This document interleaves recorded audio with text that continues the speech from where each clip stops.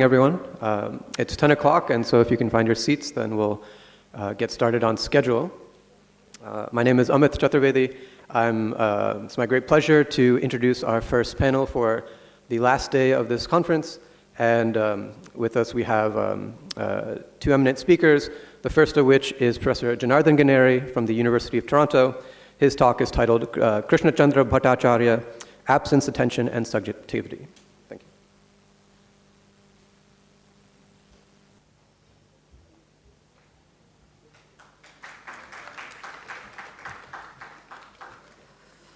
All right, thank you very much for inviting me to come here. I'm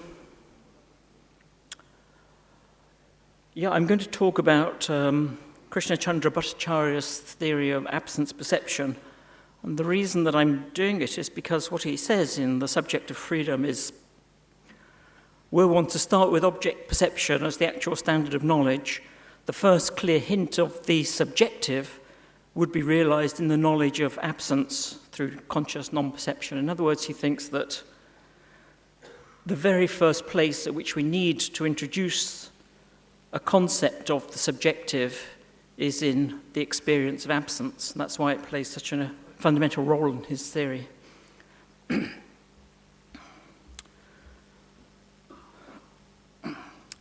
Now imagine yourself pacing around your living room.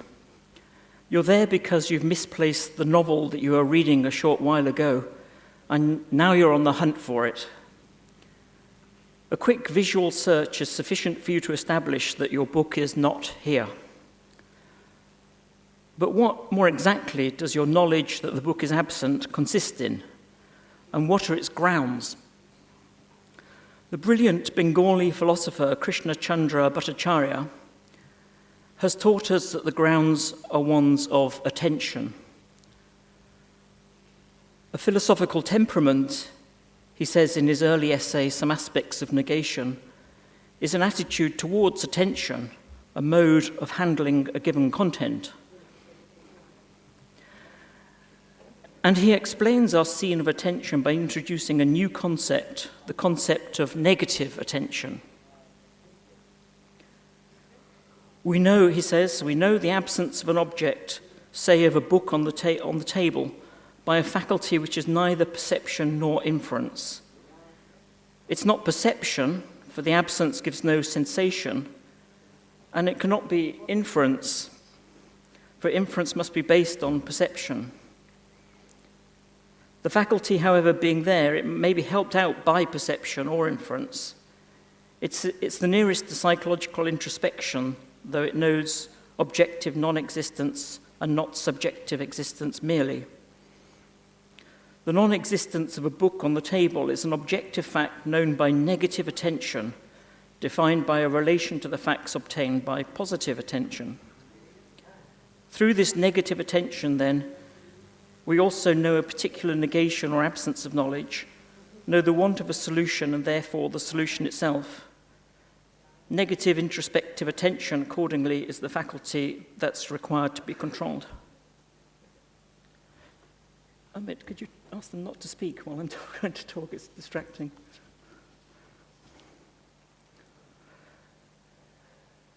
So the faculty by means of which I know that the room is devoid of my book, it's claimed, is neither perception nor inference, but attention, a claim that derives its plausibility from the fact that attention can be directed towards things which are not at the center of one's gaze, and indeed towards things one does not see at all. I might, for instance, be looking out of the window, but attending to a mathematical problem or a chess puzzle, or to what I have to do later in the day, or to something that's happened earlier. I can't see the absence of my book on the table, but only the table itself and its contents. And I don't deduce its absence from my failure to perceive it. I can, though, attend to the book's absence, a proprietary mode of attention made possible by what I do see and infer. Negative attention is here attention to wants, lacks, losses, and lacuna, to the missing and the misplaced.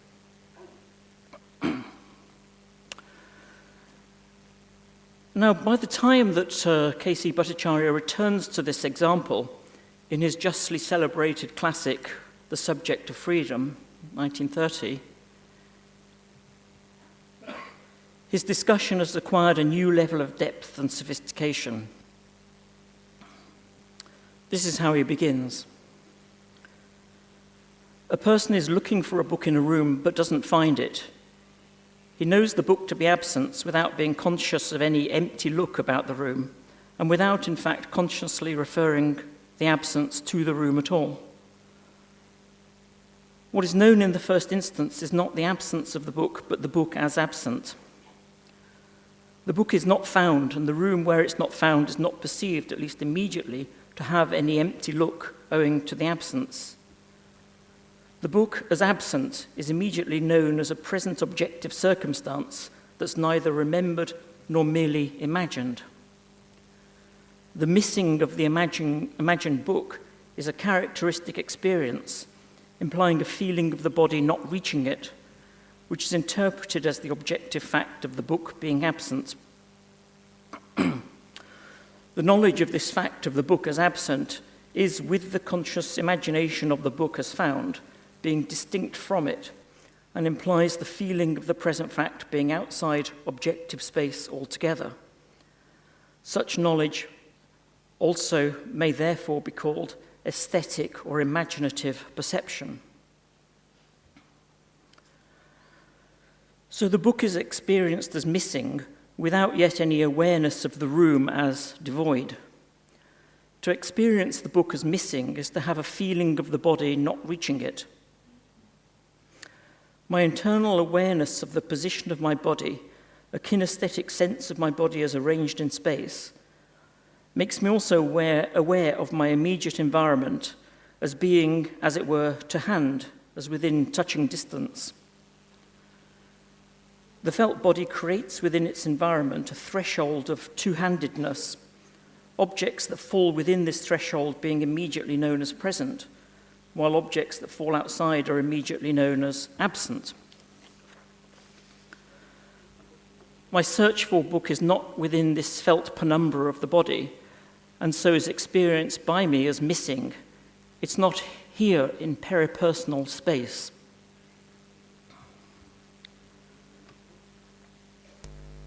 The movement from experiencing the book as missing to knowing that it's absent essentially involves the imagination. I imagine a contrary scenario in which the book is present, so that my knowledge of the book as absent consists in a contrast with an imagined scene. This is not a case of ordinary perceptual knowledge, because the object is not present in the perceived environment, but it is nevertheless sufficiently similar to ordinary perceptual knowledge to be plausibly described as a special case of perception, an aesthetic or imaginative perception. The idea of aesthetic or imaginative perception is that of perceptual knowledge which is intrinsically imagination involving. Imagination here is not a faculty of free fancy, but the ability to manipulate images. Bhattacharya introduces the idea by way of a slightly different example, in which one becomes aware that there used to be a tree in the field in which one is now standing, a tree that is now gone. He says, "The absence of the tree is known as a character of the locus, the perceived field where the tree stood. The tree may not be definitely remembered, but if remembered, it is recognized to be the specification of the absence that continues to be known, the place not ceasing to wear a bare look because of the definite memory. As the place is perceived, absence as a character of the place may also be claimed to be perceived.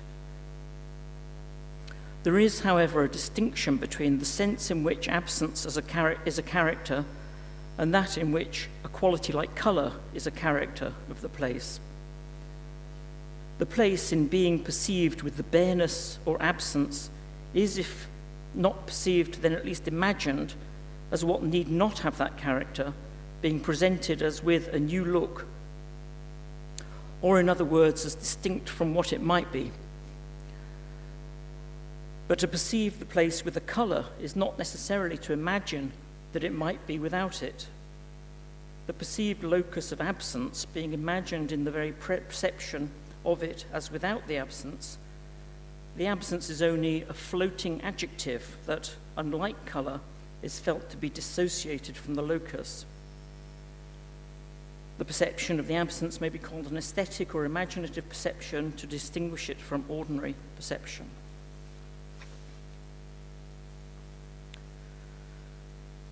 So the field is perceived, and it's perceived as bare, as lacking in some as yet inspecific way. I have not yet consciously remembered the tree, but simply see the field as having a bare look about it.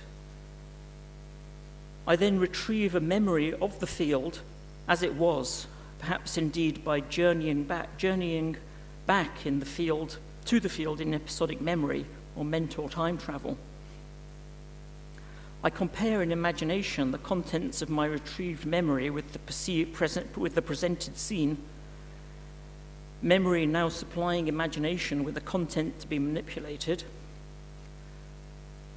There is thus a distinction between seeing the field as bare, as having a bare look, and seeing it as green. Bareness is a floating adjective in the sense that attributing it of a place, one imagines the place as what need not have it. Part of what it is to see the field as bare is to imagine it as otherwise, an aesthetic or imaginative perception as opposed to the ordinary perception of qualities like colour, simple givens in the scene environment.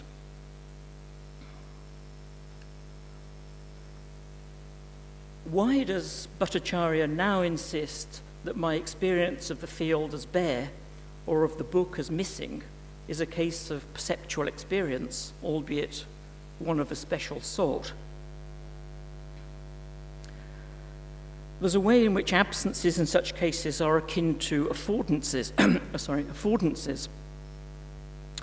Hubert Dreyfus explains that affordance, a term introduced by Gibson, is used to describe objective features of the world in terms of their meaning to the creatures that use them. Thus, a hole affords hiding to a rabbit, but not to an elephant. To us, floors afford walking on, apples afford eating. Dreyfus notes that the Gestaltists were unhappy with the term affordance. They were interested not in our perception of objective features of the world, but in how such features are related to the needs and interests of perceivers. So they introduced the term solicitations. For Gibson, an apple affords eating, i.e. is edible, whether anybody is hungry or not. But the Gestaltists add that it's only when one is hungry that does an apple solicit eating, i.e. look delicious. The bareness of the field solicits a quest for what's missing to someone who has returned to the field, though not to someone who has gone there for the first time. It's not that I now see the field simply as an expanse of green grass. It presents itself as a question, what used to be here? Here, the phenomenological fact that I'm directly acquainted with is the bareness of the field in its greenery. Imagining the place as with the attribute is a condition on perceiving it aesthetically or imaginatively as lacking in the attribute. A condition which is met by regarding the attribute as a solicitation of a particular sort, namely a solicitation to imagine the contrary. The field, insofar as it's not merely a green expanse, but as wearing a bare look, solicits imagining it as adorned. That's an acknowledgement of what's recently been dubbed mental affordance.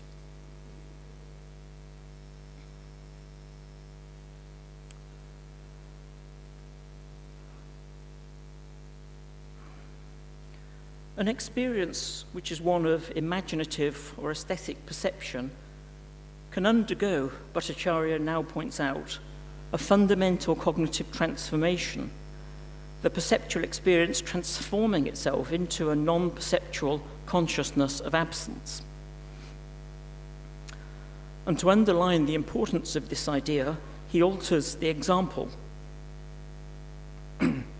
He says, to make it more readily intelligible, we may vary the illustration and consider the absence of a beloved person instead of a book that's looked for in a room. When such a person is missing or imaginatively perceived as now absent, there may not be any relevant reference to the locus, i.e. the room, but one may come to imagine the room as with the person and then realize its absence in reference to this imagined content. To imagine an object in a perceived locus is a special form of imagination in which the present locus is viewed as characterizing and not characterized by the imagined content. The belief in the absence of the object as thus characterized by the locus, the absence here of the imagined room as sentimentally associated with the beloved person, is immediate knowledge but not perception. The absence is not taken to be fact in the present locus, and as the presentness of the absence is not the presentness of any concrete thing, it cannot be said to be perceived. The secondary cognition is conscious non-perception, the room that's perceived by sense being turned into the imagined character of a location of the imagined person.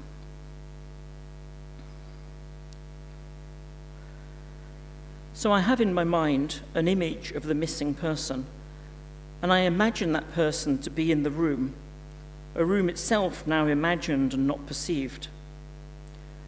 This leads me to an immediate but non-perceptual consciousness of the absence of the person in the room. It is, as it were, as if I close my eyes and imagine the person in the room, and then open them and, in a flash, understand that the room is devoid of the person.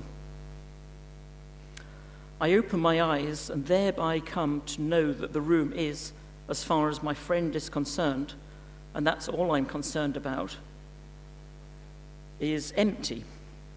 This emptiness is not a perceptual attribute of the room, and neither is any deduction in play. So it's a case of what Bhattacharya now calls conscious non-perception, his name for a new mode of knowing. He writes,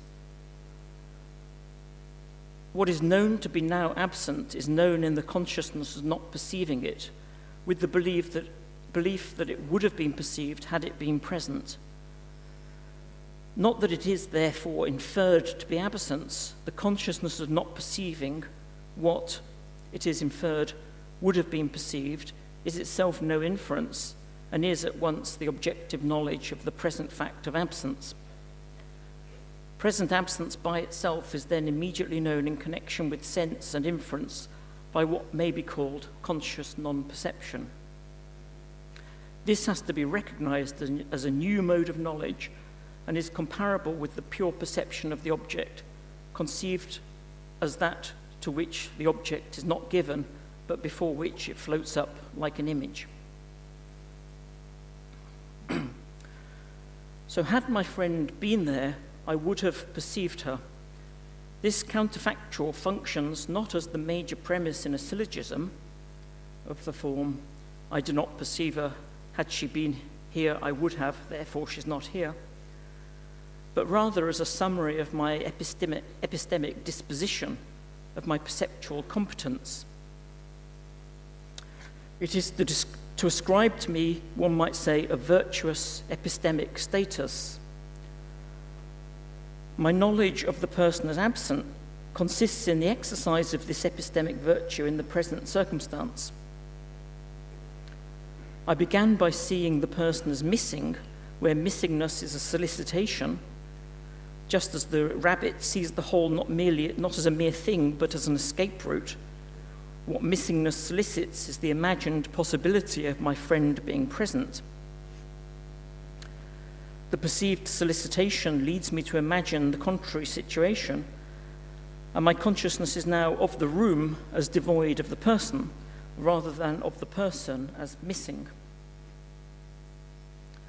So the epistemology of absence is two-tiered, involving aesthetic or imaginative perception at one level, but at another, a proprietary epistemology in the source of knowledge called conscious non-perception.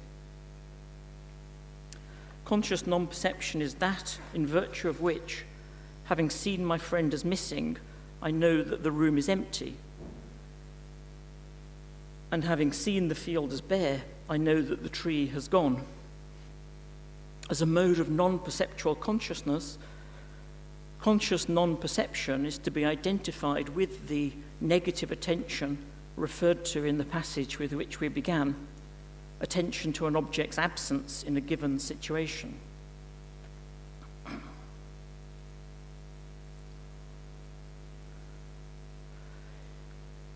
Images have an essential role to play in this new epistemic modality, for it's only by way of an imagined contrast that of all the absences that are there in the room, one particular and specific absence, that of my friend in this place, is the one that I attend to.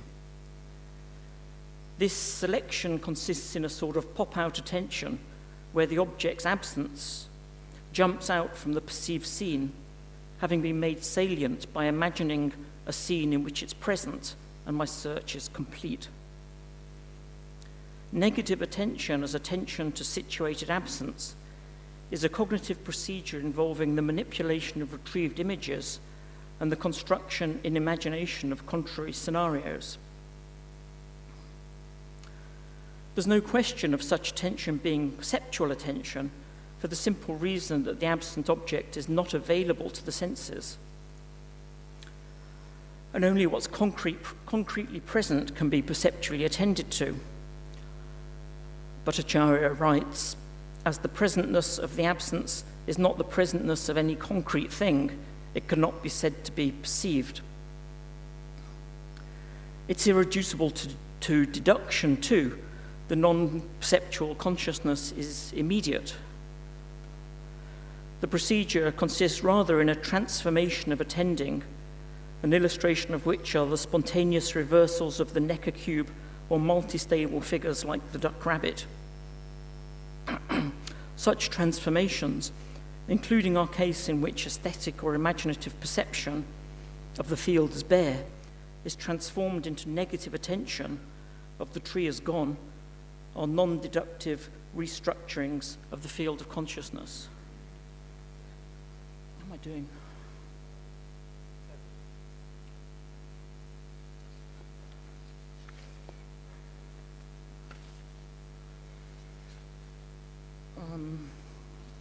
I'm going to skip. I was going to compare this with Sartre's discussion, but I'm going to skip that.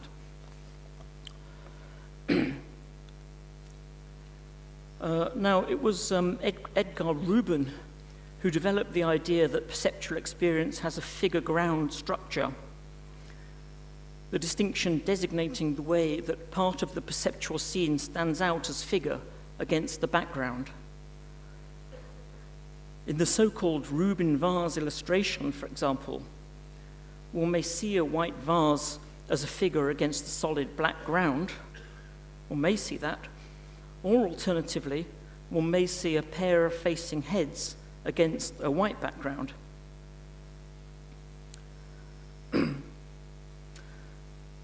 The idea is prefigured in William James, though, and in fact, William James was one of the very few people that K.C. Bhattacharya refers to explicitly in his writings. James writes, "My experience is what I agree to attend to. Only those items which I notice shape my mind. Without selective interest, experience is an utter chaos. Interest alone gives it accent and emphasis, light and shade, background and foreground, intelligible perspective in a world." James introduces the idea that there's a field of consciousness with a structure.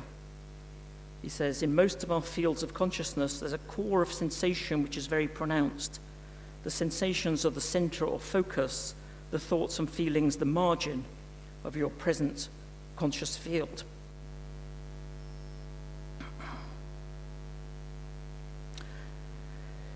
In the case of seeking a friend, interest shapes my perceptual field of consciousness into a figure-ground structure with my friend as figure and the room as ground. And this is so even if my friend is absent from the room. The object which determines the figure in the field of consciousness does not have to be actually present in the perceived scene.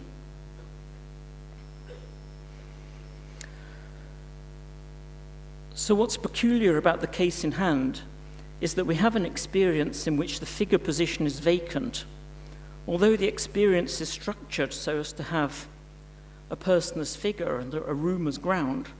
The person isn't there. As Sven Arvidsson puts it, the figure is presented as absent. He says, sometimes the theme, that's to say the figure, is evanescent, as in Sartre's famous example of looking for Pierre in the cafe, and he's not there. Everywhere in the cafe, what's attended to is Pierre presented as absent against the contextual background of the cafe. It's like searching for the hidden weeds among a thick lawn cover. The content in thematic attention is not nothing, it's something, and as soon as the weed presents itself as theme, the previous theme of weed presented as absent, an evanescent flickering of thematic content, is replaced by the weed as present. So there must be, as Bhattacharya emphasizes, two components in the account of consciousness of absence, one of which explains the structuring of the field of consciousness into figure and ground, and the other which accounts for the peculiar phenomenon of the figure being presented as absent. That's the real significance of the distinction between aesthetic or imaginative perception on the one hand and conscious non-perception or negative attention on the other. We can now understand more clearly why the second component cannot be perceptual.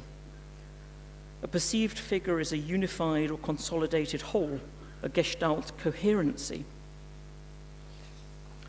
That's why it can stand out against the background, as in the case of the figure 4 in this example. The figure 4 stands out against the background of lines because it's a unified entity. Sorry? 2 minutes.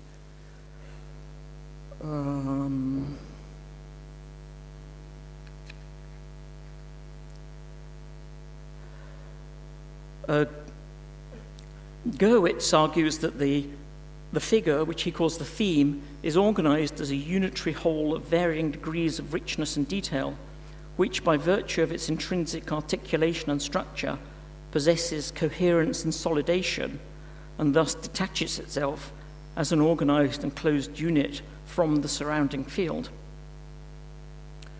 An absence lacks such a structure. It's presented, as Bhattacharya says, as lacking in spatial contours or location.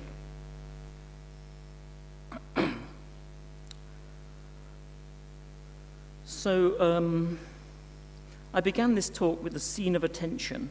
It was a scene in which my attention is captured by the absence of a sought-for object. In my example, this object was a missing book. The absence of my book, I've argued, is not a gestalt contexture. The absence is not a figure against the background.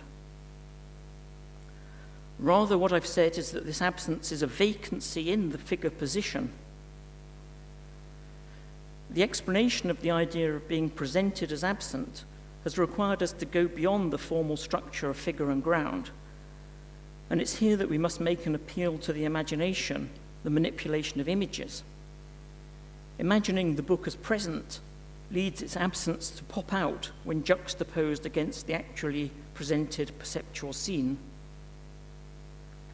This whole mechanism, which Bhattacharya calls conscious non-perception, has no clear equivalent in Sartre's phenomenological description of a similar case.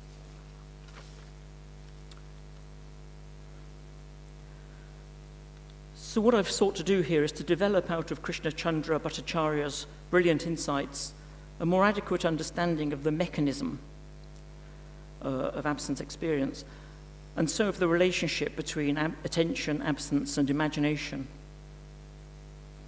Bhattacharya concludes the chapter with the final sentence, which I've already read out.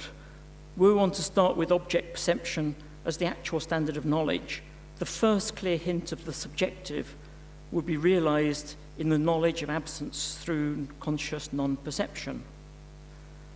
I think we're now able to understand what he means by that.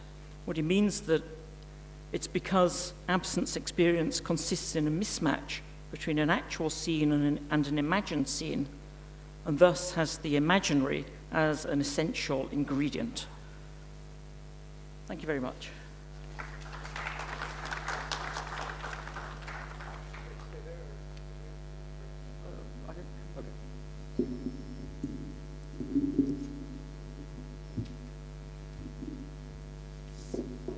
Great. We have 15 minutes for questions. I'll field the questions first from the presenters of the conference, and then open up to the audience. Neeti, you're first.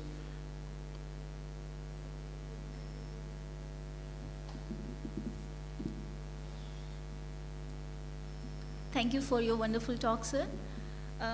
As a much debated topic is this knowledge of abhava in Indian philosophy. So, sir, we just had the K.C. Bhattacharya's views on that, but I would like to draw your attention towards Dharmakirti's and Dharmottaracharya's views on this particular thing. So I have just conceptualized it in a very different way to let others understand. So perception is always of something positive. That is upalabdhi lakshana prapta in Buddhism. In Buddhist philosophy, basically I'm referring the text Nyaya Bindu and Nyaya Bindu Tika.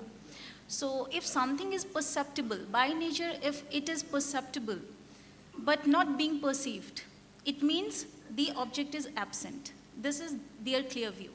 So if book were there, it must be perceived. So I conceptualized it in the modus tollens form like this. If X were there, it would have been perceived. X is not there, or X is not perceived, X is not perceived, therefore X is not there. So this is the format. Now I would like to know, sir, that if this presence of X at some place, that is the locus, implies perception at X at that place, given that X is perceptible, upalabdhi lakshana prapta, and since X is not perceived there, therefore X is not there. This all conceptualization takes us towards something which can be understood as this non-perception, that abhava is known through the inference, which is very clearly, logically established in Buddhism. So how this conscious non-perception, a new mode of knowledge of K.C. Bhattacharya, respond to the Dharmakirti's view on non-apprehension? That's my question. Thank you, sir. Yeah, thank you very much. The Buddhists have a doxastic view of absence experience, that it consists in a belief that the object is absent, derived from an inference that, with the counterfactual premise that if it were present, it would have been perceived.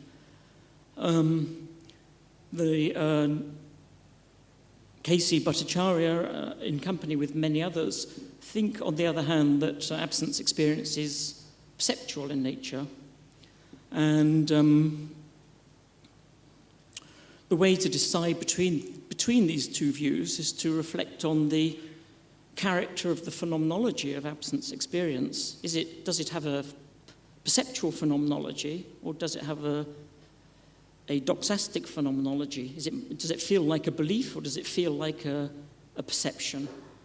And I think, and I agree with K.C. Bhattacharya, that the phenomenology of absence experience is perceptual. It feels like we're seeing something. It feels like we're seeing the absence. I'm looking for my book, and it seems to me that I see the absence of my book. That's why Bhattacharya talks of it as the field looking bare, the field having a bare look. So it's an appearance. The field appears to me to be bare. So the way to decide between these two views, I think, is to appeal to the nature of the phenomenology of the experience concerned, and that's why I think the Buddhist view is incorrect. Swami Sarvapriyananda. Thank you for that very carefully, I wouldn't say argued, but delineated tracking of what K.C. Bhattacharya is trying to do. I was reading Kalidas Bhattacharya, and he says, what I do with my father's philosophy is give the architectonic, the outline, and I do not try to follow the subtle argumentation which he does, at the risk of losing what may be the bulk of the real beauty of K.C. Bhattacharya's writing. But I think you're doing exactly the opposite. You're tracking him carefully when he's trying to show us something. I'll draw our attention to that last sentence, the last slide, the conclusion of, the last sentence of, yes. Given K.C. Bhattacharya's Advaitic preoccupations, do you think here he is using negative attention as a way of getting us to see something about the subject, not about the absence itself? I mean, the delineation of the phenomenology of the experience of absence, apprehension of absence, that's wonderful. That's what you did. But is he trying to use that? The first hint of the subjective would be realized in the knowledge of absence through conscious non-perception. This negative attention is a way of turning ourselves to appreciate the subject as consciousness itself. Is this what he's trying to get us to see? Yeah, absolutely. Let me... first of all, yes, it's very hard to decipher K.C. Bhattacharya's writings. That's why I quoted a couple of passages to give the flavour of his writings, that it's like, 10 volumes of philosophy in each paragraph, and you just have to kind of chip away at little bits of it. I think if we as a collective community of scholars keep chipping away for a few decades, then we might make some progress, but it's a first step. Secondly, yes, as you know, the architectonic of the subject of freedom, about which I was very much reminded listening to Nirmalya Chakrabarty's talk yesterday, which seemed to be following a similar negative dialectics of saying what the subject isn't, and in order to reach some position where the remainder what it must be. And the very first step in this whole structure, which he gradually builds up, is he's looking for where's the first chink of the subjective? Where's the first place that the subjective enters consciousness? And he identifies that with absence experience. But then, of course, he goes on to say that the subject is not the body, the subject is not the mind, and the subsequent chapters gradually build him up towards the point where in the final chapter he announces that the subject is freedom from identification with anything else. So, you're quite right. This is just the very first step in the whole process. Next question from Jeff Lee.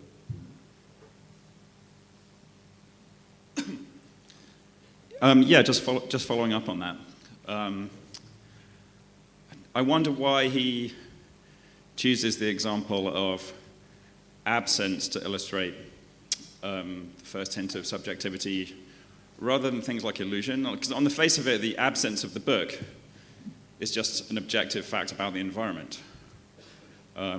Whereas if you think about examples like illusion, there's this more clear contrast between what's actually going on with the objective world out there and what's going on with my subjective experience.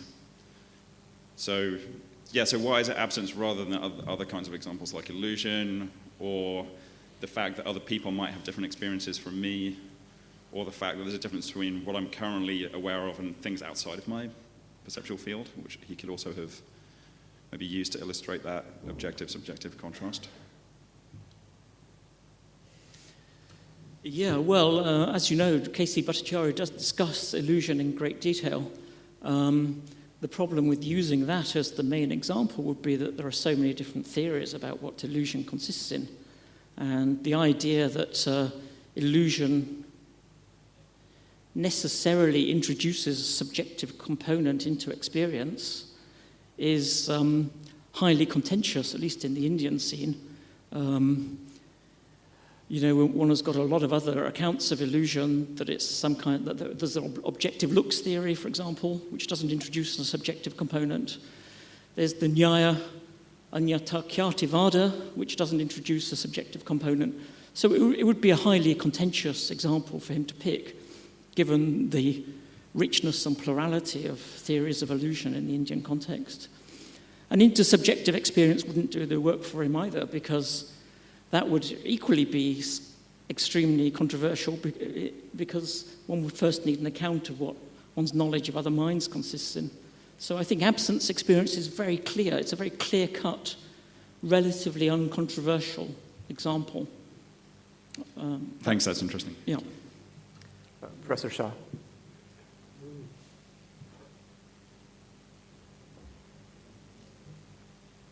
Thank you so much for your presentation on KCB.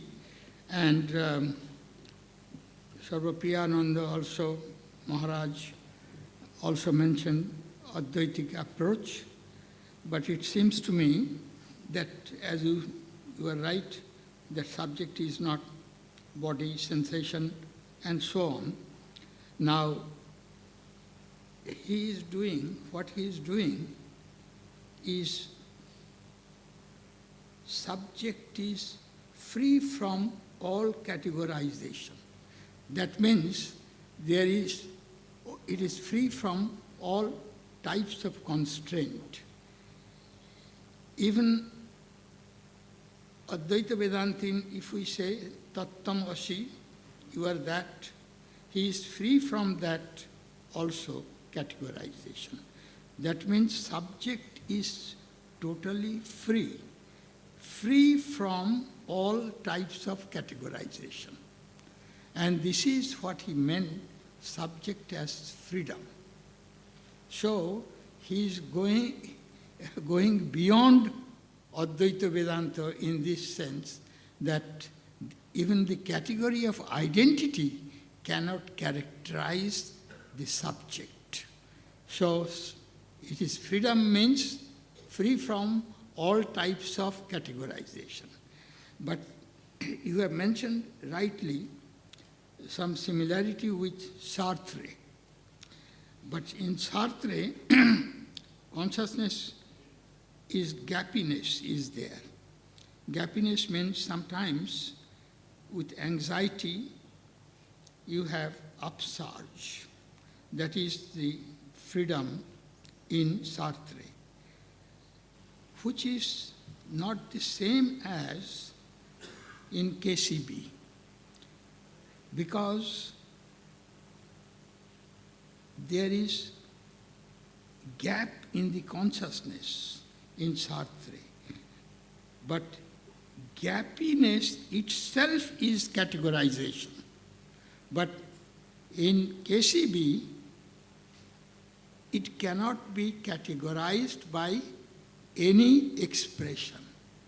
So this is the point, I think, which in a sense goes beyond Western concept of freedom, Western concept of categorization, as well as one step beyond the Advaita Vedanta.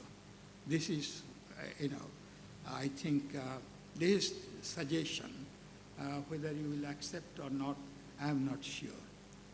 Yes, thank you very much. Yeah. One thing I didn't emphasize was that K.C. Bhattacharya was developing his theory 2 decades before Sartre wrote. He anticipated Sartre by at least 2 decades. The second thing to say is that it's true that both of them used the term freedom, but as you rightly say, in very, very different senses. Sartre's existential freedom is the freedom to choose, that there are no constraints on the choices that we make. Radical choice, radical freedom of choice. K.C. Bhattacharya's The Subject is Freedom is a completely different claim, as you quite rightly say. It's freedom. The subject is not identifiable with any object, and that's the content of his use of the word freedom, as Professor Chakrabarty talked about the other day in his keynote. So yeah, so I agree with you completely. Great, we've exhausted our time for this presentation. Let's thank you again, our speaker, and thank you to the audience for your questions.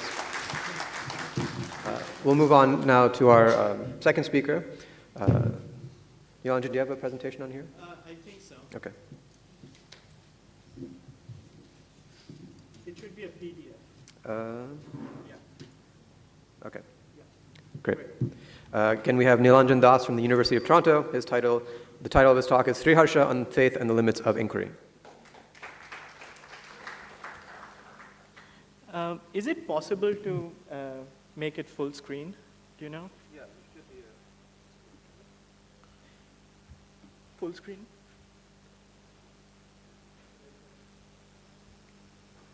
Oh, right. Sorry. Yeah, I think I got it. Yeah, thanks. Sorry. Okay, great. Thank you very much.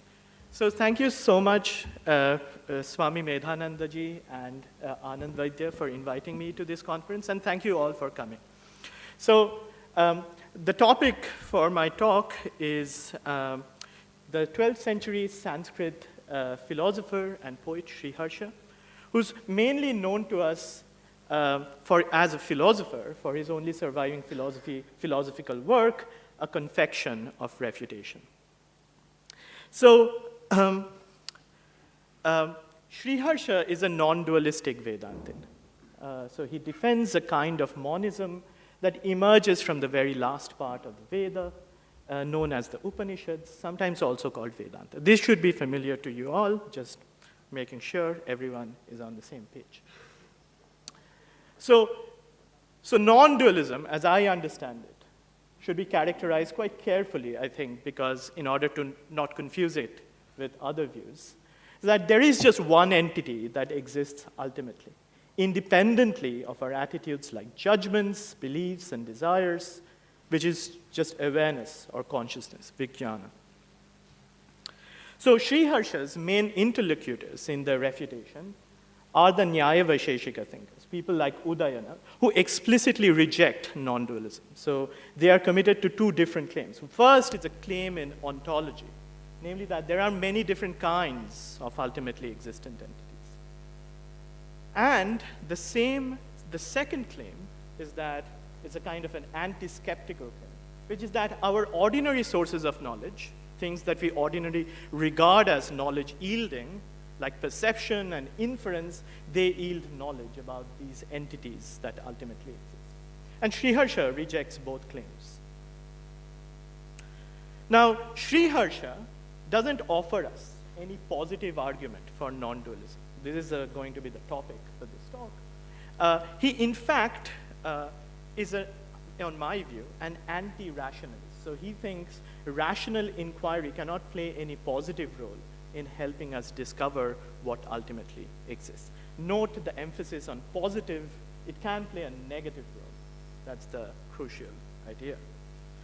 Okay, so for every talk you need a foil, and my foil is another brilliant Bengali philosopher, Bimal Krishna Motilal. So since Motilal, Śrīharṣa has often been characterized in the secondary literature as both a mystic and a skeptic. So here's Motilal talking about the relationship between skepticism and mysticism. So he says, a skeptic is not necessarily a mystic, at least he's not so initially. The mystic cannot always be a thoroughgoing skeptic. But the following situation might obtain. A skeptic might keep his mind free of any dogma, dicta, and doctrines. His attitude is something like this: if the mind is free, then truth, if there is any, will dawn upon the person automatically. And he thinks that Śrīharṣa indeed uses this methodology. So he says, Śrīharṣa argued that truth, or the ultimate truth, is either self-evident or unknowable. In either case, it stands to reason for us to keep our minds purged of all the false views, conceptions, and dogmas about such ultimate truth. The skeptic's use of logic and dialectic is instrumental, so is the mystic's use of philosophical argumentation. Negative dialectic is like the ladder to be kicked away when the purpose is served. Now, when Matilal talks about skepticism, what he calls a philosophical skeptic is not what philosophers these days call a philosophical skeptic. For him, a philosophical skeptic is pretty much a certain kind of Pyrrhonian skeptic who thinks that when it comes to substantive philosophical questions, the only rational attitude that we can adopt is something like either doubt or suspension of judgment, something like that. Okay, good. So my claim is that while Śrīharṣa may indeed be a skeptic, there's plenty of evidence for this, he may indeed be a mystic, he is no skeptic. So at least not in any obvious sense. Okay, so the plan, that was the introduction. Then I'll talk about his attitudes towards the Upanishads themselves. Then I'll describe an argument that he offers to defend the status of the Upanishads as a source of knowledge. And finally, I'll talk about an attitude that he recommends, which is faith or Shraddha. And finally, I'll return to the question of whether Śrīharṣa is a skeptic. So that's the plan. Okay. So at a certain juncture of the refutation, the dualist opponent of Śrīharṣa asks him, what is the source of knowledge? Or what is the proof with respect to non-duality? Advaite kim pramanam? And Śrīharṣa's first answer is evasive. So he thinks that it's actually incoherent for the dualist to ask this question even in the context of a debate. So there's plenty of, so there are actually, Professor Ganeri has written about this sort of, like the kind of reasoning that Śrīharṣa uses in giving this answer. I have written on this. So I'm not going to go into too much detail when it comes to the first answer. But then Śrīharṣa offers a different response. He says, or let this question be however it may be. We say that scripture itself is the source of knowledge with respect to non-duality. Certainly it is said in the Upanishads, just one without a second. Here, there is no plurality at all, and so on. Now, Śrīharṣa, in defending the idea that the Upanishads, these sorts of Upanishadic statements, are a source of knowledge with respect to non-dualism, he relies on a substantive epistemological assumption. This is not to be forgotten. The claim is, if an agent undergoes an awareness event, jnana, an experience or thought that has the content that be, then absent defeaters, they're entitled to judge that they have come to know that be. So the idea is that, well, innocent until proven guilty. The defeaters would give us evidence for guilt. Well, if there is no such defeating evidence, the jnana should be treated as good. It's knowledge yielding. Okay. So Śrīharṣa now then applies that reasoning to the scripture. I won't read through that. The basic idea is that, look, the Upanishadic statements that we just looked at, their literal content supports non-dualism. Now, the question is whether we should give up on that content and go for some other interpretation, maybe the ones that the Nayayikas like. The answer is no, because there is no defeater for it. So if one comes to judge that content to be true on hearing the Upanishads, given that there is no defeater, they should regard themselves as knowing that that content is true, that non-dualism is true. So the Upanishads should be treated as a source of knowledge with respect to non-dualism. So that's the reasoning.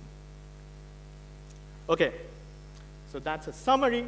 So if an agent judges or believes what the Upanishadic statements literally convey, namely that non-dualism is true, then absent defeaters, they're entitled to judge or believe that they know that non-dualism is true. Actually, he thinks something stronger. He thinks we are required to judge or believe that non-dualism is true. But we'll get to that very soon. Okay, the problem. The Nyaya thinker would say, well, there are obvious rebutting defeaters for the literal content of Upanishadic testimony. Well, our ordinarily recognized sources of knowledge, like perception, present or represent the world as populated by distinctions between, let's say, this laptop and this bottle. So how could Upanishadic testimony be true? So that's the problem. So in response to this, Śrīharṣa offers two different arguments. I'm not going to talk about the first one. I'm just going to talk about the more powerful argument, which I'm going to call the collapse argument. And that's next on our list of things to do. Okay. So Śrīharṣa's opponent assumes that ordinarily recognized sources of knowledge, such as perception, can accurately represent the distinctness of one entity from another. But what is this distinctness? The collapse argument is meant to show that no matter how we try to cash out this notion of distinctness, we can show that by the dualist's own lights, there is actually no distinction between entities. So the idea is that if X conception of distinctness is true, then there is no distinctness between two entities. So there is no distinctness between two entities. Okay. So Śrīharṣa gets this classification of different conceptions of distinctness from an earlier Nyaya writer, Udayana.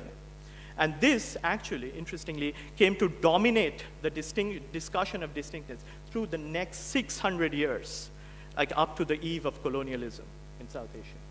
So this is the schema that everyone has in mind. So he says, and this too is worth investigating. What sort of object does the defeater that is put forward for scriptural statements about non-duality, namely the sources of knowledge such as perception that apprehend the distinctions amongst the pot, the cloth, and so on, consist in?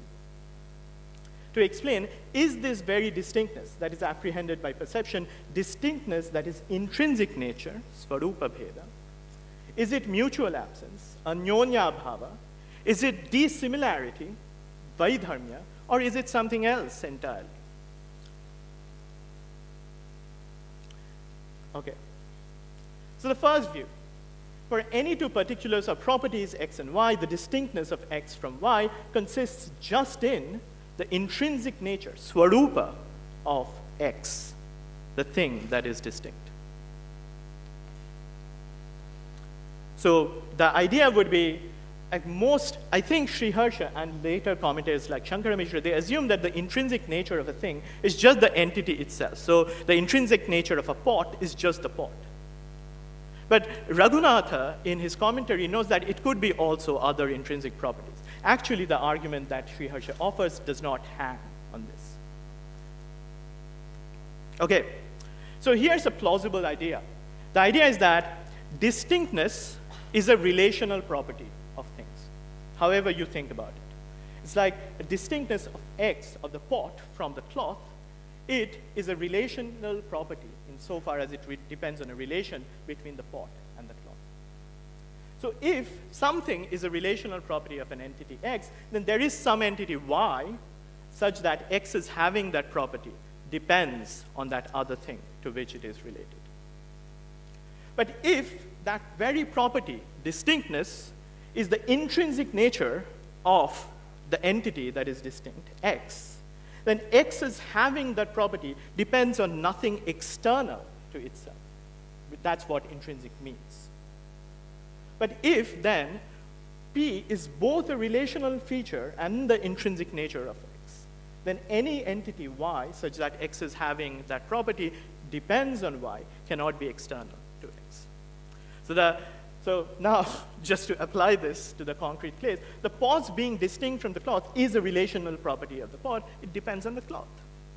But if it is also the intrinsic property, intrinsic nature of the pot, then the cloth cannot be external to the pot. And this, in a way, collapses the distinction at least one way of thinking about the distinction between the pot and the cloth. So throw out the first view about distinctness. A better view about distinctness. So for any two particulars or properties x and y, the distinctness of x from y consists just in a sui generis negative feature of x. So the idea is, this is the Nyaya Vaisheshika view, on which, well, you can't reduce absences to other things. There are these sui generis negative characteristics of things, like x's not being y, then which is what we call the mutual absence of y in x. So distinctness is just a kind of absence, a negative characteristic of things. So here's a way of getting a grip on the distinction. So the idea is that suppose we have two negative claims. So the pot is not on the cloth, and the other is the cloth is not the pot. Right? So the first claim, going back, it negates an association between the pot and the cloth, the pot's being on the cloth. The kind of absence it reports is an associational absence, sangsarga bhava.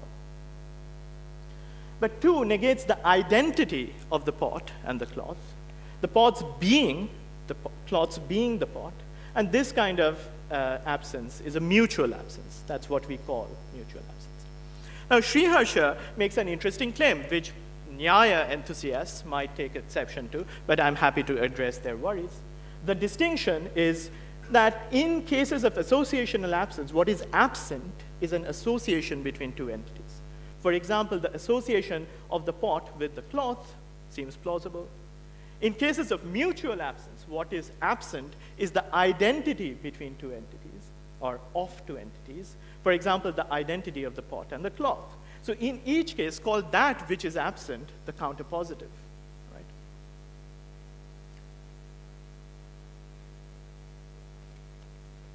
So the move is this. So the counterpositive of a mutual absence of an entity y in an entity x is the identity of x and y. Now, an awareness event, a jnana, conscious experience of thought, that is produced by a source of knowledge such as perception, can accurately represent a mutual absence, one thing's not being another, only if it represents the counterpositive of that mutual absence. So in Jonardon's case, like, it is a general principle about absence perception that if you are to perceive an absence, you have to perceive the counterpositive of the absence. But the problem is that according to the dualist opponent, who's a realist of a certain kind, an awareness event produced by a source of knowledge such as perception cannot represent a non-existent item. It has to be latching on to something that's actually there. So, an awareness event produced by a source of knowledge such as perception can accurately represent a mutual absence, one thing's not being another, only if they are actually the same thing, because the identity has to exist. Collapse. Okay. Third try. This seems very plausible, this view. It's like it's a version of Leibniz's law. So the idea is that for any two particulars of properties, the distinctness of x from y consists just in some other property of x that constitutes a dissimilarity between x and y. So in the case of the pot and the cloth, these two things are distinct because they have different properties. The pot has pothood, it's made of clay, while the cloth has clothhood and it's made of threads. Okay, this suffers from two different regress problems. The first is, well, suppose the pot and the cloth are distinct in virtue of their dissimilarities, in virtue of each lacking a property, pothood or clothhood, that the other possesses. And these properties that distinguish the pot and the cloth, they themselves have to be distinct. They can't be the same properties. Otherwise, they couldn't constitute dissimilarities. Now, to explain the distinction between pothood and clothhood, we have to posit another pair of properties, P1 and P2, but not which, such that the pothood possesses P1, but not clothhood, while clothhood possesses P2, but not pothood. And so on we will go until there is, like, we have an infinite hierarchy of properties. But any time you try to avoid this, you'll have to stop positing these further dissimilarities, and that will collapse the distinction between the two original dissimilarities that you posited, thus collapsing all the distinctions lower down the order. Second regress. Now, the Nyaya Vaisheshika thinkers, they subscribe to a version of substratum theory of substance. So they think there are bare particulars, the bare pot without its pothood, and the bare cloth without its clothhood that serve as substrata for these properties. So the question, natural question, is the bare pot in which pothood resides distinct from the bare cloth in which clothhood resides or not? If it is distinct, then the bare pot possesses a further property, P1, that the bare cloth lacks, and similarly the bare cloth possesses a further property, P2, that the bare cloth pot lacks. And then we go again, asking the same question about the substrata of those properties. In either case, at any point, if you stop positing further properties, you'll collapse the distinction between the two substrata, and that collapses all the previous distinctions. Okay? And Śrīharṣa thinks, okay, if you say there's a fourth thing, tell me what it is, and I'll show you that one of these three problems will arise for that. So it does not really explore the fourth option.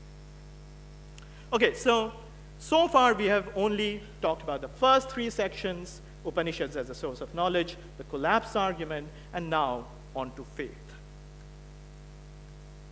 So Śrīharṣa ends his defense on Upanishadic testimony by asking his dualist opponent not to subject of the awareness of non-duality that they receive from the Upanishads to rational scrutiny, which is I think, the sort of substantive thing that's worth engaging with. So he says, wise people cannot dispel this very awareness of non-duality by putting forward hundreds of arguments. Note that this word, hundreds of arguments, occurs a bunch of times in the text. And every time he uses them, he's talking about arguments based on ordinary observation of distinctions. And so when he talks about hundreds of arguments, you have to think of them as empirical arguments, rather than the kinds of arguments he is using, which according to him are not sort of hostage to ordinary observation. So he says, the scripture has said this. This awareness cannot be dispelled by means of arguments. So he says, intelligent people, you will apply your wisdom to the task of defeating this awareness only if you desire to throw into the depths of the ocean a wish-granting jewel that you hold in your hand. Now, Śrīharṣa's position is not quite blunt. He doesn't just in an unqualified manner think that the Upanishads are a source of knowledge with respect to non-dualism. So he thinks from a conventional point of view, it is the Upanishads that serve as a source of knowledge with respect to the non-dual nature of awareness or consciousness. But this isn't true in the final analysis. The Upanishads, insofar as they cannot describe the nature of consciousness without distortion, cannot accurately represent the nature of ultimate reality. They can only tell us what ultimate reality is not. So this is a really important passage. So he says, therefore, experience isn't the intentional object, meaning consciousness, isn't an intentional object of any linguistic usage that arises due to the apprehension of properties. On the basis of its not being temporally limited, it is figuratively called eternal. On the basis of its not being spatially limited, it is described as all-pervading. On the basis of the absence of any limitation imposed by qualifying characteristics, it is said to have the nature of everything, to be non-dual, and so on. And this is revealed by implication on the basis of the reasoning that applies to accidental properties, upalakshana nyaya, by the source of knowledge that is scripture. Therefore, given that ultimately there is no relation between referring expressions and their reference, in a state of ignorance, the scripture is said to be a source of knowledge with respect to consciousness in virtue of this implication, following the method accepted by others. in reality, however, the nature of consciousness is established by itself. Okay. The crucial recommendation that Śrīharṣa ends all this discussion with is a recommendation that we adopt an attitude of trust or faith in the literal content of the Upanishads. And this is not just like a leap that we make for practical reasons. He thinks this is an epistemically rational attitude to have, given that there is literally no defeater for that literal content. And this, in turn, paves the way for a certain kind of non-conceptual, metaphysically and epistemically direct awareness that gives us direct access to the non-dual nature of awareness. So there's a real sort of driving in the knife a little bit. So he says, so even though you're fond of reveling in ignorance, the Nayayika, you should first of all have faith in this non-duality, which is put forward by these arguments that are endowed with the characteristics of good arguments established on your own view. And after that, as you inwardly desire to be aware of the nature of the highest self, on the basis of this faith in the contents of the Upanishads, you, when ordinary mental activities have been expelled from your consciousness, will become directly aware of that nature to which self-manifesting awareness bears witness and which far surpasses the taste of honey. Okay, so the view I want to end up with is something like the role of reason is limited, in Śrīharṣa at least, to creating conditions for faith in the Upanishads. It shows us, rational inquiry shows us that there cannot be any defeater for the testimony given by the Upanishads. It cannot, however, play any positive role in helping us discover the nature of ultimate reality. Okay, last question. So is Śrīharṣa a skeptic? So I think Matilal's characterization of Śrīharṣa as a skeptic is misleading, because for Śrīharṣa, the point of rational inquiry is not to keep our minds purged of false views. That's not all that it does. It is, in fact, to create the conditions for a positive attitude, an inquiry-stopping attitude called faith, that paves the way for direct acquaintance with the non-dual nature of consciousness. So Śrīharṣa is not a philosophical skeptic, therefore, on Matilal's sense. While Śrīharṣa denies that philosophical inquiry has a positive role to play in helping us discover exactly what exists, he doesn't think that philosophical inquiry has no role to play in this discovery. In fact, he thinks his arguments from inexplicability otherwise, anyatha anupapatti, have an important role to play. And unlike philosophical skeptics in ancient Greece or Rome, he doesn't want us to be in doubt or suspend judgment about substantive philosophical questions either. He's also not an epistemological skeptic.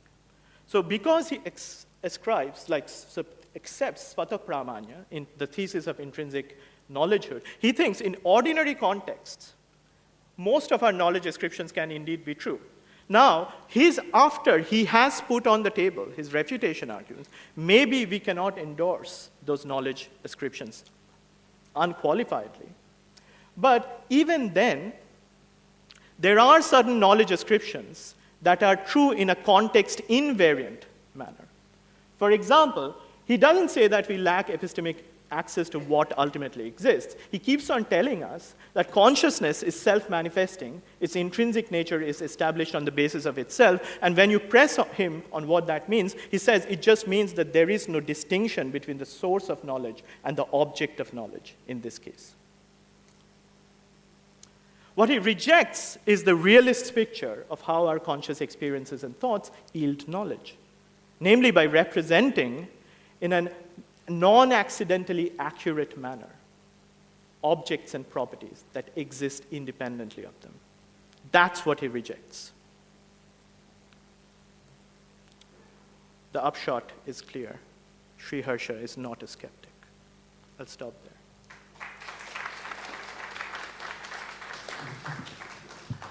Should I? As you like. No, I'll go.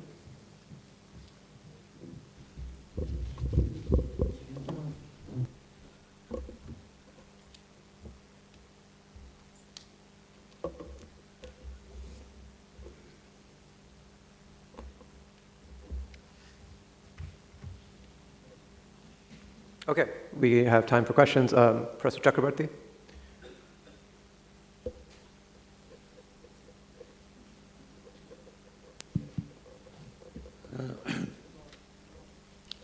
I agree with Nilanjan's final conclusion. Indeed, I think that Śrīharṣa is neither a skeptic nor a mystic.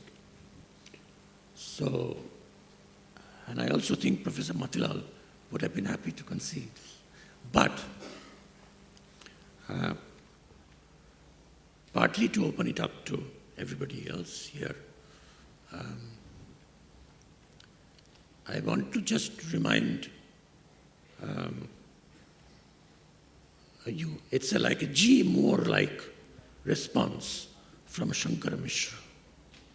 So, in response to this line of attack on ordinary common sense, which was taken up by the Nayayikas, the response was by a very sophisticated philosopher who has as much respect and reverence to the words of the Vedas, of Shruti text. But he starts his book, which is called The Jewel of Distinction. It's the most important thing. In fact, the book that Ramakrishna Mission Advaitin monks study calls distinction the crown jewel, because it is called Viveka Chudamani. Viveka means distinction. So, Shankara Mishra says, Bheda Ratna Paritrane, in order to protect from these thieves, Advaitins, they are trying to steal our biggest human treasure, the treasure of discrimination. Bheda Ratna Paritrane, Tarkika eva yamika. A yamika is a darwan, is a night guard. Okay? So he said, we don't mind. Since for both Shruti as well as human conscience, distinction is fundamental. We have to protect them, because otherwise it will be stolen by such bad arguments. Why are these arguments bad? And that's the most beautiful Mangala shloka, where he says, Bhede drikpathamagatepi sahasa vyajena nidralava. Here is one hand, here is one hand. Who can deny, even if you are in a mystical experience, that you are seeing two hands? A G.A. Moore says that, and Shankara Mishra says that. So, even when these Advaitins can clearly see distinctions and trueness with their own eyes, right? They pretend to be asleep. They close their eyes to it. No, we don't want to see. And why? Because of Shraddha. But what are they having their Shraddha towards? He says, Shruti Giram, Shraddhalavo, Arthe Anrijo. In the not straightforward meaning of the Shrutis, but some crooked meaning. So you would say, but Shrutis straightforwardly say, Neha nanasti kinchana. Shankara Mishra says, yes. What does that mean? Na iha. In this, there is no plurality. And you look at the previous verse, it says, in the Brahman, God, there is no plurality, there is only one God. And about this, Islam, Nyaya, Advaita, they all agree. And the Shruti is saying that. Professor, can I draw you to the question? So, how would you, on behalf of Śrīharṣa, answer this charge? I'm trying to bring you to the level of actual issue, not the issue of history of philosophy, is Śrīharṣa and skeptic or not? But because you have given the four arguments, okay, what about all of them going, Well, we can see it. It's common sense. How can you deny that? Very happy. I'll make 2 quick points and then maybe answer the substantive question. Oh, sorry, yes. So first of all, if you look at the manuscripts of Shankara Mishra, actually it's not unrijal, it's basically rijal. So Shankara Mishra is also considering that it's the literal content. So it's true, like it's in all 3 manuscripts of Bheda. Second point is that there is, I concede, there's a deep methodological difference between someone like Śrīharṣa and figures like Udayana or his commentators like Shankara Mishra. So Udayana says things like, well, if a distinction is clearly observed, then there is no amount of argument that you can give that will convince me very easily to sort of giving up commitment to that distinction, right? And basically, Shankara Mishra is just applying that methodology throughout the Bheda. Śrīharṣa is aware of this because Śrīharṣa is directly responds in his 4th chapter to precisely that principle. And the thought is that, look, the kinds of arguments he's giving, at least in this section, when he's arguing against Bheda, are what he calls anyatha anupapatti, inexplicability otherwise. So these are arguments to the only standing explanation of some principles, right? And the thought is that so he will start out with some claim that it is common ground between Nayayikas and him, that they are known, and he will say that the best explanation of this is something that involves giving up some of the distinctions that you have put. So he says, Pinashti drishta vaidharmyam. So it's like, it will just crush observed differences to rubble, basically. So the claim is, I think the deep methodological disagreement between Nayayikas like Udayana and Shankara Mishra and Śrīharṣa is just that Śrīharṣa would see himself as just like going where the argument leads him, especially, and he thinks that these arguments that he is giving are so strong that no matter how many arguments from ordinary observation you give him, he will still be able to get the conclusion that he wants. So I think that's where the disagreement lies. Benedict? Hi, thanks for the very exciting paper. I highly enjoyed it. So I would have many technical questions, but basically it's interesting to see how the problem of the one and the many still haunts us in a way. And I just would like to know, first of all, concerning the distinction between entities. What you think about the highly morphistic Aristotelian context, which would use prime matter to distinguish between entities. And then the second question would be whether you would say that there is a kind of similarity between, I hope I pronounce it rightly, Śrīharṣa, sorry, and Immanuel Kant, because they both seem to be quite eager to give some space for faith and for believing. So that in a way they both use reason, or they both try to show the limits of reason in order to enable room for faith. So I just was. Yeah. Who was the second figure that you Immanuel Kant, okay. the German philosopher. So because there seems to be striking similarities, at least prima facie. Mm-hmm. Okay. Yeah, so that's great. So first of all, I think Śrīharṣa, Śrīharṣa would not, insofar as the arguments that he gives are extremely general, like his arguments generally attack all kinds of distinctness between. He would just think that those apply to any other way of distinguishing between things. So, and for example, if you want to do distinguish things by appealing to the stuff that they're made of, it's going to be ultimately a version of the dissimilarity view. And then you can ask the question at a higher level about how you distinguish those properties from each other, and so on we go again. The second thing to say about the similarity between Kant and Śrīharṣa, I've had this, have encountered that reaction before. One thing is that most of the negative arguments that he gives, except in this context, are only meant to show that we cannot be aware or we cannot gain knowledge of things beyond, which are constitutively independent of consciousness.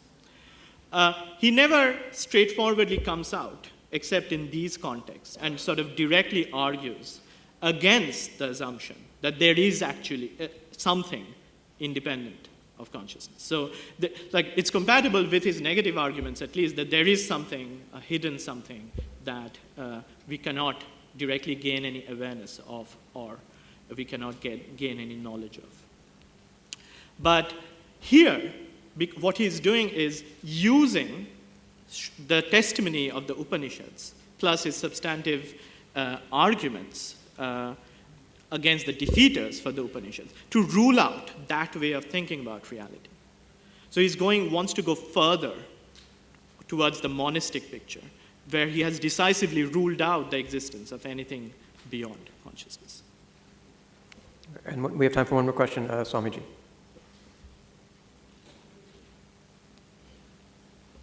Thank you for that wonderful talk. There is a recent book, I forget the name of the author, but which considered Śrīharṣa, Jayarashi, and Nagarjuna as skeptics. I think Ethan, yes. Right. Would you consider Nagarjuna to be a skeptic? Would you consider Jayarashi to be a skeptic? If you do not consider Nagarjuna to be a skeptic, would you say there is methodologically Śrīharṣa and Nagarjuna are similar? I draw your attention to Śrīharṣa's own statement that with the Madhyamakas we have no quarrel, but maybe that's only in that particular context. And even further, would you say ontologically Śrīharṣa and Nagarjuna come together? Thank you. That's a very good question, and this is a question I talk about in quite a bit of detail in my other work on Śrīharṣa. So I think there is something that really unifies these people. What unifies them is their attitude of suspicion towards a certain kind of realist way of thinking about epistemology, on which the way our ordinary experiences and thoughts yield knowledge is by accurately and non-accidentally representing those objects. So Nagarjuna, I read him as a kind of a anti-foundationalist or a non-foundationalist about ontology, where he thinks that we should reject the claim that there is a correct description of how the world fundamentally is. Jayarashi is a trickier case because I think what he does is slightly different, because the way he starts out his text is by saying that actually when it comes to how the world really is, both people who are unlearned and people who are learned are on the same footing. It's like our sophisticated tools of rational or philosophical inquiry don't give us put us in a privileged position when it comes to discovering how the world really is.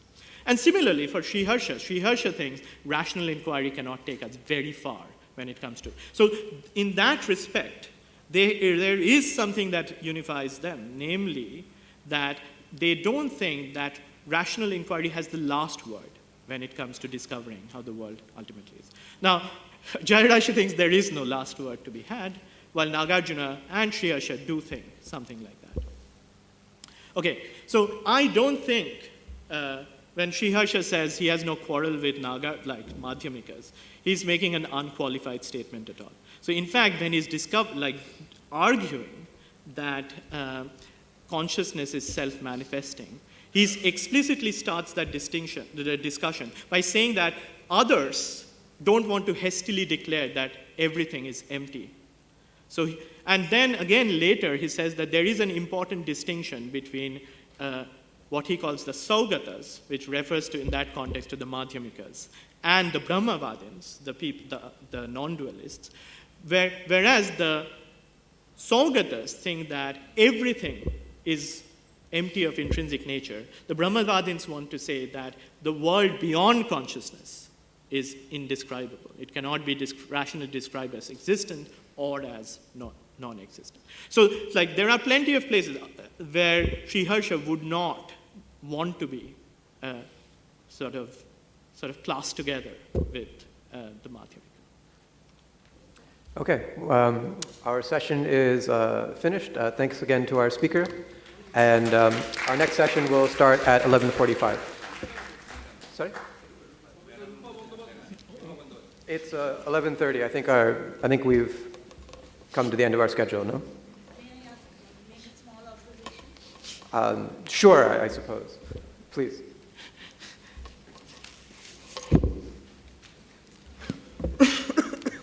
This is just an observation that Nilanjan is right, that there, and more sort of a comment in reply to my teacher, Professor Chakraborty's comment, that there is a deep methodological difference between philosophers like Shankara Mishra on the one hand and Śrīharṣa on the other, and Advaita Vedantin, that people like Udayana and Shankara, they understand only one kind of immediacy or aparoksha that is yielded by the instrument, namely the sense organs. But of course, immediacy or aparoksha is never taken in that sense by any Advaita Vedantin. Not to speak of anybody like Śrīharṣa, who of course gave enough evidence that he belongs to the Vivarana school, which upholds the Shabdaparokshvada, that the Shruti, the Mahavakyas like Tattvamasi, yields immediate knowledge on the first encounter. Only because of viparita sambhavana and asambhavana in the chitta, in the mind of the knower, the immediacy of the knowledge is not recognized. The knowledge is not pratisthita in its vishayo. The aparoksha nishchayo doesn't happen at the first instant. That is the official Advaita view. So Śrīharṣa also, I think, adheres to that view. And immediacy is not yielded by the sense organs. It is, of course, pramatri satta tirikto satta katva bhavo, or in the language of Vivarnacharya, vigatri chid abhedo, vigatri chid abhinnatva. So whatever is identical with our consciousness is aparoksha by its own right. And the person who realizes this immediacy of his own consciousness in the, it may be said, the mystic's experience, doesn't see the difference between the two fingers or the two hands when he is in the state of that immediate experience. So that mood-like objection can't be leveled against the Advaita Vedantins. Thank you.